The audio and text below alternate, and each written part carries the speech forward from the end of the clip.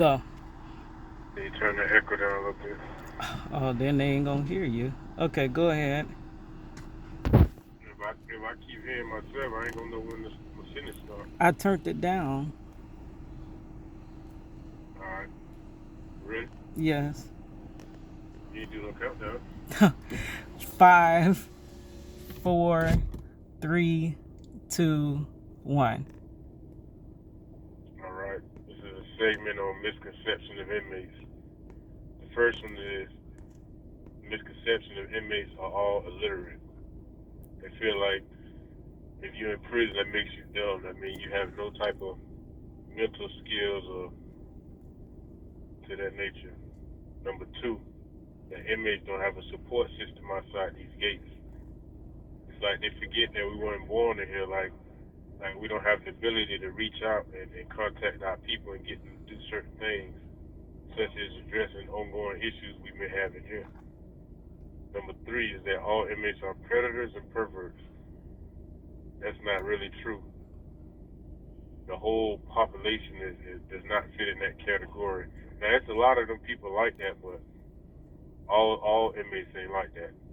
Predators and perverts. Number four, that all inmates indulge in homosexual activities. That coincides with number three. Now, you have those type of people, but all inmates does not fit in that bracket either.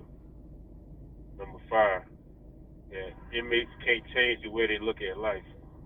You know, some people, they get stuck on the life they used to live out there, crime. You know, some people harbor that, but a lot of people in here, they like to grow mentally, spiritually.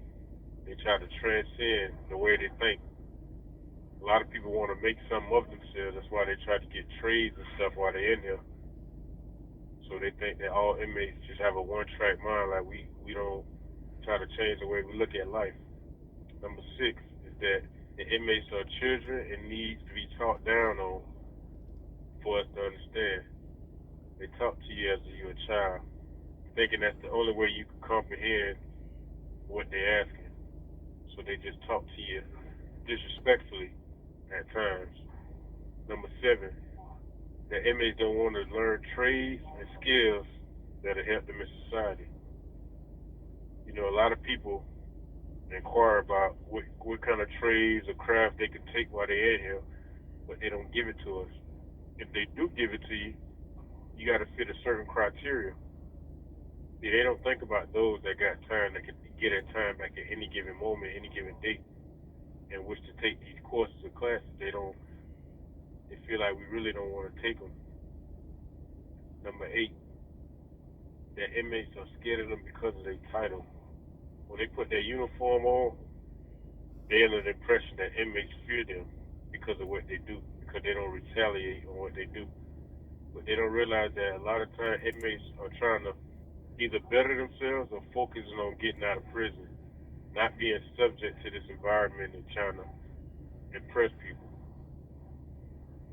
So they feel like inmates are scared of them because they raise their voice. Okay, number nine, that inmates won't stand up for themselves if they're in the right. You know, some inmates, they'll lay down and just take whatever, but you have inmates that'll stand up for themselves, stand up for what they believe in, stand up for what they know is right. Them the inmates that they don't too much like because they're not cowards. So there are inmates who will stand up for themselves and do what's right. Number 10, that all inmates make promises to women with no intent to be with that woman when they get out from doing their bids. Now, you also have men like that. You know, I had a friend like that. So that's just him. That's just one of many.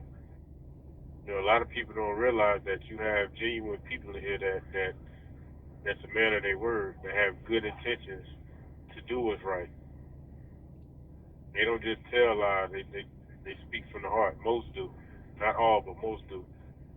But you do have those that'll say what they want to get what they want. So that's another misconception because it goes, hand in hand, like half and half right now. Okay. Number 11, that all inmates are violent without cause. They swear that all inmates are just violent for no reason. If an inmate end up being violent, that means he was provoked and pushed into that situation. Such as me, when I went to see him, I was provoked. That's not something I go around do. I don't go around just being violent towards people. That's not my nature.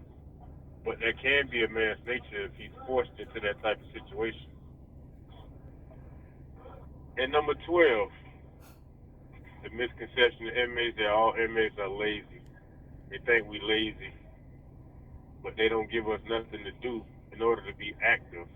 So you have inmates that does get lazy at times, but not all inmates are lazy.